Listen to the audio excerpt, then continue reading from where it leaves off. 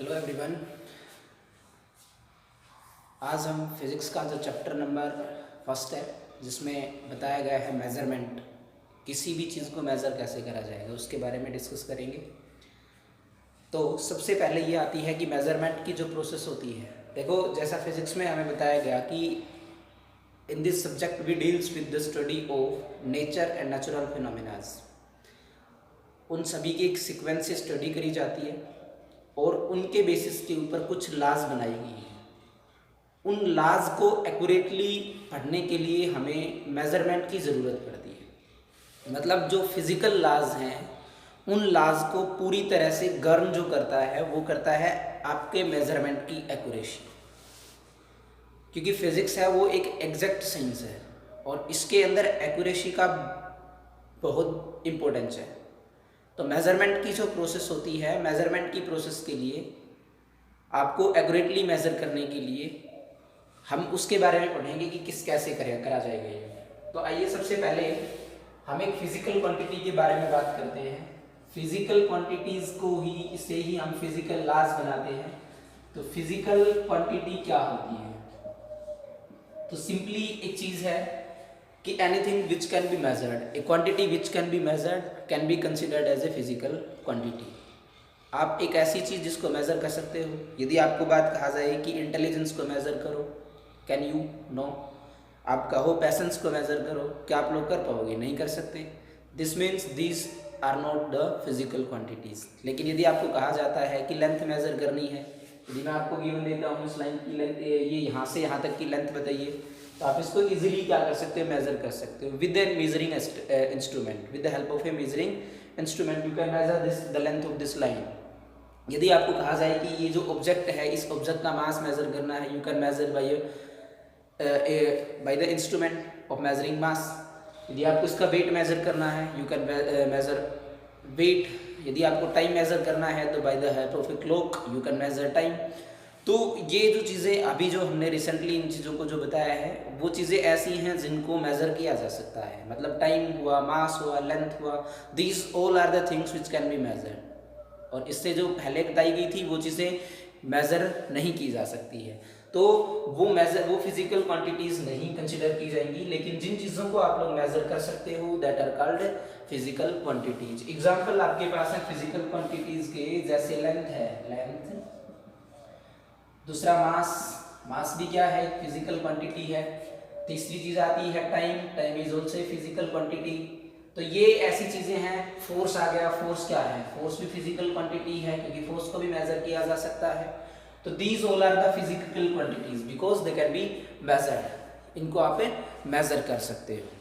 तो मेज़रमेंट की जो है ज़रूरत है हमें, ताकि हम अच्छे से असेंबल करें जो आपके रिजल्ट्स होते हैं, उनको असेंबल करें, कंक्लूजन्स जो ऑब्जर्वेशंस होती हैं, और एक लॉज बनाएं फिजिक्स की।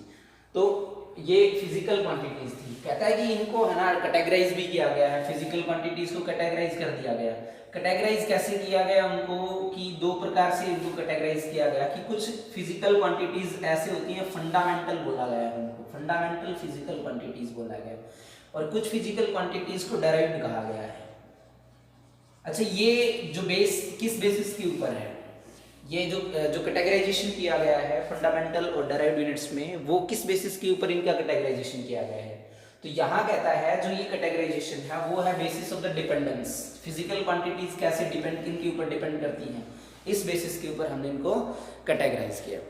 वो ये जो फंडामेंटल है ना, ये वो फिजिकल क्वांटिटी है जो किसी दूसरी फिजिकल क्वांटिटी पे डिपेंड करेंगी ही नहीं, और ये दूसरी फिजिकल क्वांटिटी पे डिपेंड करेंगी। ये वाली नहीं करेंगी, ये करेंगी।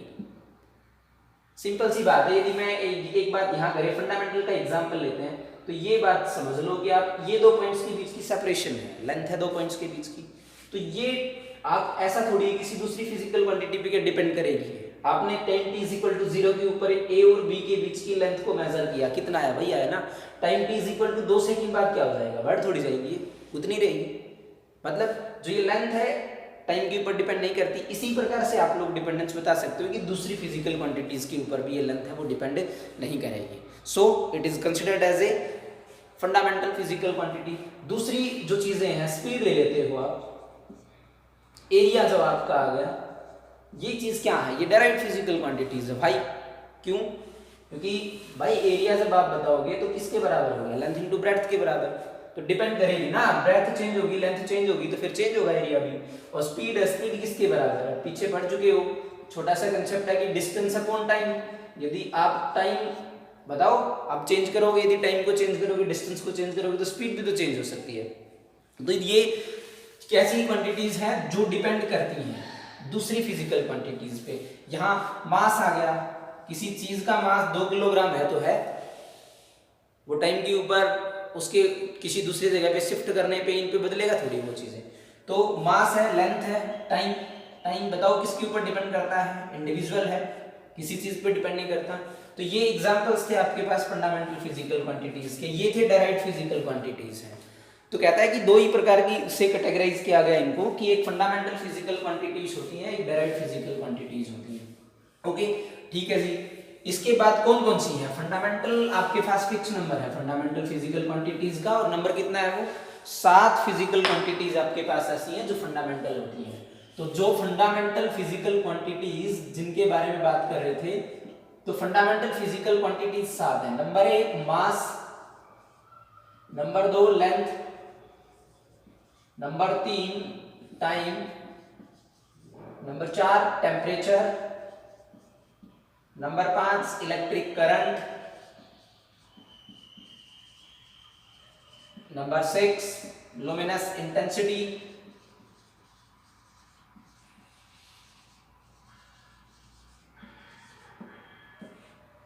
और नंबर 7 है क्वांटिटी ऑफ मैटर या अमाउंट ऑफ सब्सटेंस भी इसको कहा जा सकता है, अमाउंट ऑफ सब्सटेंस। तो आपके पास ये 7 फिजिकल क्वांटिटीज ऐसी हैं जो फंडामेंटल हैं, जो किसी दूसरी फिजिकल क्वांटिटी के ऊपर डिपेंड नहीं करती है। और इनके अलावा जितनी भी बच जाती हैं वो सारी डायरेक्ट है, force, linear momentum, velocity, acceleration, torque, energy, work, सब क्या है ये हैं डायरेक्ट फिजिकल क्वांटिटीज हैं। ये आपको याद होनी चाहिए कि ये 7 फंडामेंटल फिजिकल क्वांटिटीज हैं। अच्छा अब कहता है कि फंडामेंटल फिजिकल क्वांटिटीज की जो मेजरमेंट की प्रोसेस होती है उसकी बात करें कि मेजर कैसे करेंगे। मेजरमेंट की जो प्रोसेस है, तो क्या करते हो आप मेजरमेंट करने के लिए, आप जैसे आप मास को मेजर करते हो, लेंथ को लेते हैं हम, लेंथ को मेजर करते हो, you have to measure length, A से और बी पॉइंट के बीच की लेंथ मेजर करनी है। क्या करोगे आप क्या उठाओगे, आप इसी का लेंथ को मेजर करना है तो लेंथ का ही एक स्टैंडर्ड अमाउंट उठाओगे, स्टैंडर्ड अमाउंट आप लोग इसका कंसीडर करोगे। अब बात यहां घूम जाती है कि स्टैंडर्ड अमाउंट से मतलब क्या है। आप कुछ ऐसा मेजरिंग इंस्ट्रूमेंट लेंगे, क्लियरली यदि आपसे ये कहा जाए कि अभी आप लोग ए और बी पॉइंट के बीच की आपको डिस्टेंस मेजर करनी है, तो दिमाग में कौन सी चीज आती है, मेजरिंग इंस्ट्रूमेंट क्या आएगा, स्केल। तो उस स्केल की क्या होती है, लेंथ होती है, और वो लेंथ का एक फिक्स अमाउंट है। फिक्स अमाउंट का मतलब है कि हो सकता है आपके पास 1 सेंटीमीटर मेजर करने का स्केल हो, आपके पास 1 मीटर मेजर करने का स्केल हो। अब क्या करेंगे, आप क्या करोगे, 1 मीटर का स्केल लोगे, ये this is the standard amount of the physical quantities. यदि लेंथ को मेजर करना है तो लेंथ की आप क्या लोगे, स्टैंडर्ड अमाउंट लोगे। यदि मास को मेजर करना है तो मास का क्या लोगे, स्टैंडर्ड अमाउंट लोगे। यहाँ कहता है कि आपको ये लेंथ मेजर करनी है, आप क्या करोगे, 1 मीटर का स्केल उठाओगे और उस स्केल को यहाँ रख के एक एंड पे रखोगे, आगे उसको रिपीट करोगे। मान लो कितनी बार रिपीट हुआ वो स्केल, 1 2 3 4 टाइम्स रिपीट हुआ, आपने तुरंत उसको बता दिया कि इसकी लेंथ कितनी है, 4 मीटर्स। क्लियर, मेजरमेंट की प्रोसेस हुई। कैसे मेजरमेंट कैसे अचीव किया गया, उसको करा गया एक स्टैंडर्ड अमाउंट की मदद से, and this standard amount of the physical quantity is called unit of physical quantities. तो यूनिट क्या होती है, फिजिकल क्वांटिटी की यूनिट से मतलब है कि उस फिजिकल क्वांटिटी का एक स्टैंडर्ड अमाउंट जिससे हम बार बार जिसको रिपीट करेंगे और उस कंप्लीट फिजिकल क्वांटिटी को मेजर कर पाएंगे। क्लियर। यदि तो ये जो स्टैंडर्ड अमाउंट आपके पास आया, दिस इज कॉल्ड यूनिट। यदि आप 1 सेंटीमीटर को आप स्टैंडर्ड अमाउंट के रूप में चूज करते हैं तो ये भी क्या होगी, centimetre is also unit of length. ये भी तो क्या है, लेंथ है। आप मान लो आप सेंटीमीटर को यूज करते हो तो आपने कितनी बार रिपीट किया उसको, 400 बार।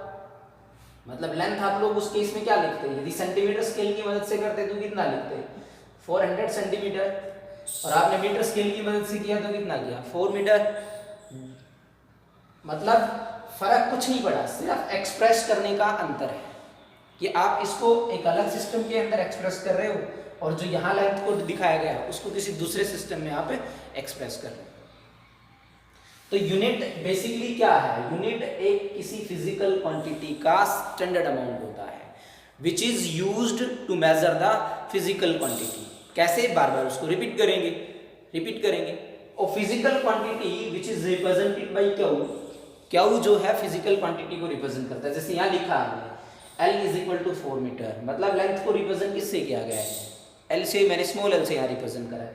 हालांकि मैं यहाँ किसी भी फिजिकल क्वांटिटी की बात करता हूँ, जनरली किससे एक्सप्रेस कर रहा हूँ मैं, क्यू से। Q is express n is equal to u क्या है, न्यूमेरिकल वैल्यू। और वो न्यूमेरिकल वैल्यू क्या होगी, बात यही प्रश्न खड़ा हो गया कि न्यूमेरिकल वैल्यू क्या है। u क्या है, u यूनिट है। यूनिट क्या होती है, स्टैंडर्ड अमाउंट है। ये n क्या है, n का मतलब है कि आपने यूनिट को कितनी बार रिपीट किया। मतलब यहाँ देखिए एक बार, मैंने जो मीटर थी, मीटर क्या था, लेंथ का स्टैंडर्ड अमाउंट था which is used to measure the length. Length का स्टैंडर्ड अमाउंट जो होगा वो लेंथ को मेजर करने के काम आएगा। मास मेजर नहीं कर सकते तुम मुझसे, क्लियर है ना। मतलब लेंथ का स्टैंडर्ड अमाउंट लेंथ को मेजर करेगा। कभी मीटर स्केल से आपने मास को मेजर नहीं किया है, दूसरी फिजिकल क्वांटिटी को आप मेजर नहीं कर सकते हो। कितनी बार, ये क्या थी, यूनिट थी, एक स्टैंडर्ड अमाउंट था, कितनी बार रिपीट किया, 1 2 3 4, तो 4 into metre, metre is the unit and 4 is the numerical value. Numerical value क्या है, जितनी बार आपने उस यूनिट को रिपीट किया है टू गेट द रिजल्ट, वो आपका था मतलब न्यूमेरिकल वैल्यू थी। तो बेसिकली क्या कहता है, किसी भी फिजिकल क्वांटिटी के पास दो चीजें होती हैं।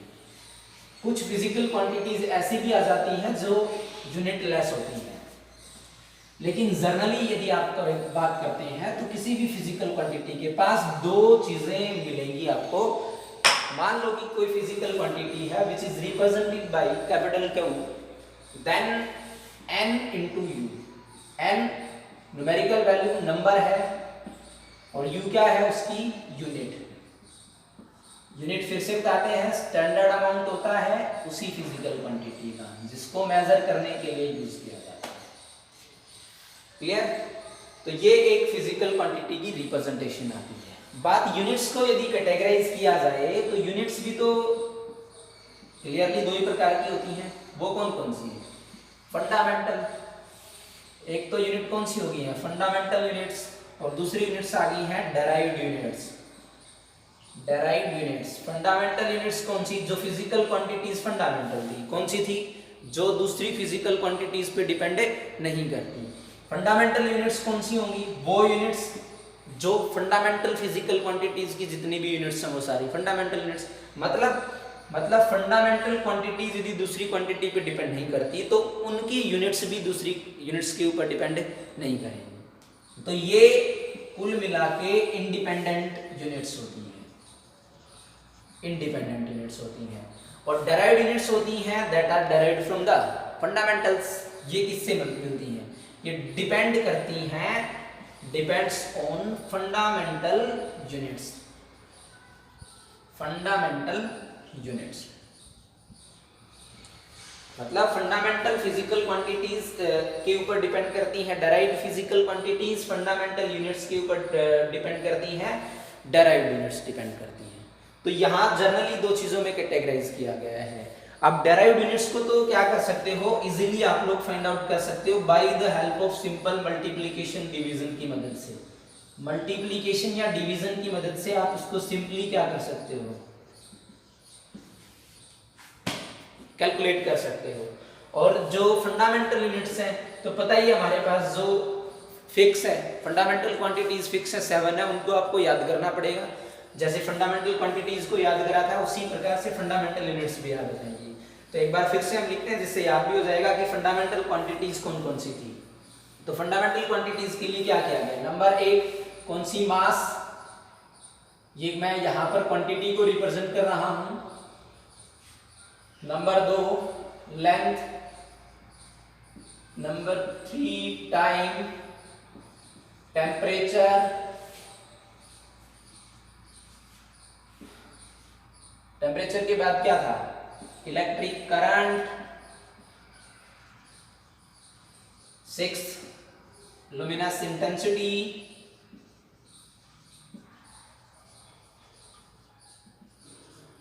और 7th अमाउंट ऑफ सब्सटेंस। ये आपके पास 7 फिजिकल क्वांटिटीज थी। यूनिट्स क्या होंगी इनकी, स्टैंडर्ड यूनिट्स की बात करता हूं। मास की होगी किलोग्राम, लेंथ की होगी है मीटर, टाइम की second, temperature is generally measured in kelvin, electric current ampere, और लुमिनस जो इंटेंसिटी है, लुमिनस इंटेंसिटी की यूनिट आ जाएगी कैंडेला।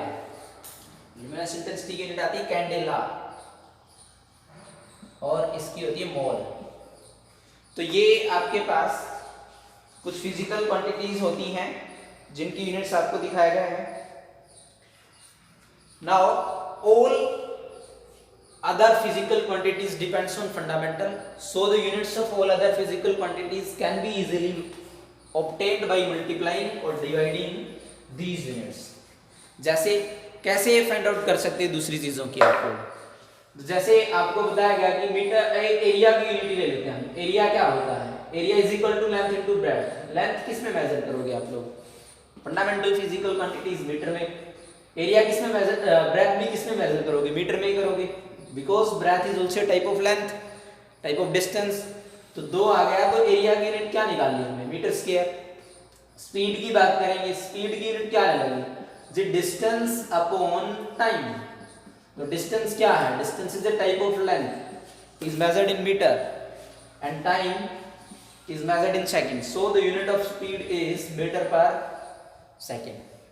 तो सिंपली आपने डिवाइड किया, मेजर किया, डिवाइड करना है, मल्टीप्लाई किया, उससे आपने क्या फाइंड आउट कर लिया है, आपने निकाल लिया कि डायरेक्ट फिजिकल क्वांटिटीज की यूनिट्स क्या होंगी। बात यदि सिस्टम की करा जाए कि सिस्टम ऑफ यूनिट्स अलग अलग होते हैं, बात प्रश्न ये उठ जाता है कि डिस्टेंस को सेंटीमीटर में क्यों नहीं किया, तो वो आपके सिस्टम्स के ऊपर डिपेंड करता है। जनरली जो यूनिट्स होती हैं, यूनिट्स के कुछ सिस्टम बनाए गए हैं, और वो सिस्टम्स कौन कौन से हैं। तो सिस्टम ऑफ यूनिट्स की बात करेंगे तो सिस्टम ऑफ यूनिट्स जो आपकी फंडामेंटल है, बिल्कुल बेसिक है, और सबसे पहले आपने उनको डिस्कस किया था, मास, लेंथ एंड टाइम। हम इन 3 को लेके चलते हैं। ये 3 आपकी बहुत ही इंपॉर्टेंट फिजिकल क्वांटिटीज हैं। तो कहता है कि इनका सिस्टम होता है, सीजीएस सिस्टम के अंदर दूसरा एफपीएस सिस्टम भी होता है, एमकेएस सिस्टम भी होता है, और एसआई सिस्टम होता है। तो इन सिस्टम्स में क्या है कि सीजी सिस्टम कौन सा होता है, जिसमें मास को मेजर किया गया है ग्राम में। G stands for gram, C stands for centimetre, the unit of length, and T S stands for second, the unit of time. इस वजह से इसका नाम पड़ा सीजीएस। एफपीएस सिस्टम के अंदर लेंथ को मेजर किया जाएगा फुट, पाउंड किसकी यूनिट होती है, मास की होती है, और सेकंड क्या है। इसी प्रकार से एमकेएस सिस्टम के अंदर लेंथ की यूनिट मीटर, मास की यूनिट किलोग्राम, और सेकंड किसकी यूनिट आ गई है, टाइम की यूनिट। एसआई सिस्टम क्या होता है, ये मॉडिफाइड एमकेएस सिस्टम होता है। मॉडिफाइड एमकेएस सिस्टम है,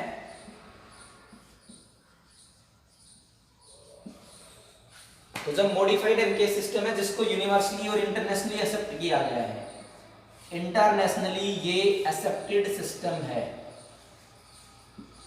ये एक ऐसा मॉडिफाइड सिस्टम है, एमकेएस को मॉडिफाइड एमकेएस सिस्टम है, जिसको इंटरनेशनली एक्सेप्ट किया गया है। इसको इंटरनेशनली एक्सेप्ट करने का मतलब ये है कि पूरे मतलब वर्ल्ड के अंदर, पूरे विश्व में इस सिस्टम के अडोप्ट किया गया है। और ये क्यों किया गया? क्योंकि इसकी कुछ खूबियां थी, और वो खूबियां क्या थी? एसआई सिस्टम की कुछ एक एडवांटेजेस हैं। नंबर एक तो ये कोहेरेंट सोर्स होता है। कोहेरेंट सोर्स है, कोहेरेंट सिस्टम होता है यूनिट्स का। कोहेरेंट सिस्टम का जो मतलब होता है सिंपली ये होता है कि कोहेरेंट जो सिस्टम होता है यूनिट्स का, उससे आप क्या करते हो कि कोई भी जो यूनिट होती है उसको इजीली आप लोग फाइंड आउट कर सकते हो। जैसे सिंपली मल्टीप्लाई करने के बाद या फिर डिवीजन करने से आप लोग दूसरी फिजिकल क्वांटिटीज की यूनिट्स को भी डराइव इससे कर पाओगे। इसलिए एक तो ये इसकी खूबी थी। दूसरा रेशनल सिस्टम था, मैट्रिक सिस्टम था, और यूनिवर्सली इसीलिए इसको अडॉप्ट किया गया।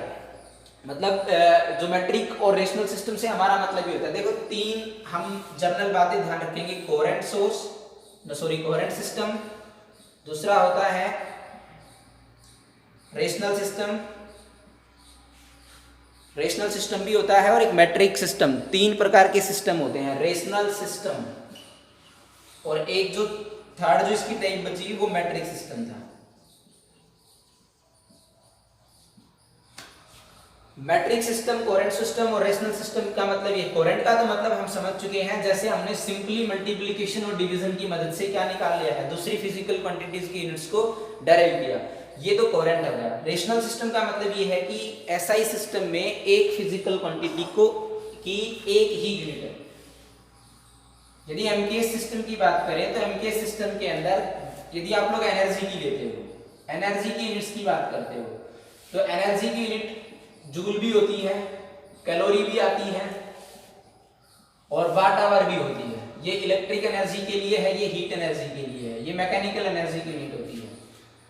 तो एमकेएस सिस्टम ऑफ यूनिट एक ही है, लेकिन यूनिट्स अलग अलग, एक ही फिजिकल क्वांटिटी लेकिन यूनिट्स उन सबकी अलग अलग।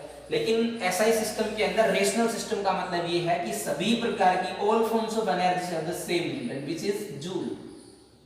सभी प्रकार की जितनी भी प्रकार की एनर्जीज हैं सबकी एक यूनिट है, और यूनिट कौन सी है? जूल है। लेकिन दूसरे सिस्टम में एमकेएस में क्या था? डिफरेंट थी, इसलिए इसको रेशनल सिस्टम। और मैट्रिक सिस्टम का मतलब है कि इजीली 10 की पावर्स में आप लोग दिखा सकते हो। जो फिजिकल क्वांटिटीज होती हैं, जैसे 1 metre is equal to 10⁻² centimetre, this can be easily done in case of SI system. So due to these advantages the system modified MKS system is universally adopted system and is called standard international system of units, या फिर आप कह सकते हो system international of units, ये भी इसकी वो आ सकती है। तो ये था सिस्टम ऑफ यूनिट्स के बारे में था। Hope you understand these topics. Thank you.